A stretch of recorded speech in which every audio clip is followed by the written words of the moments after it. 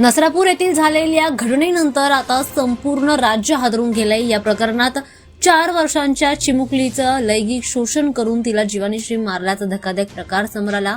या घटनेची राष्ट्रीय महिला आयोगाने गंभीर दखल घेत संबंधित तपास यंत्रणांना तातडीने कठोर कायदेशीर कारवाई करण्याचे निर्देश दिलेत।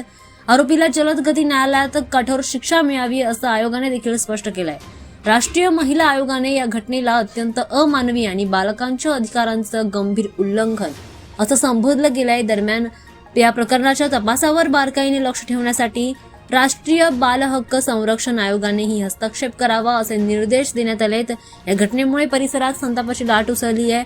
नागरिकांकडून आरोपींवर कठोर कारवाईची मागणी सध्या जोर धरते। राज्यातील कायदा आणि सुव्यवस्थेचा प्रश्न पुन्हा एकदा ऐरणीवर येतोय। दरम्यान या घटनेमुळे आता संपूर्ण राज्य हादरलंय। सगळीकडेच संतापाची लाट उसळल्याचं पाहायला मिळतंय।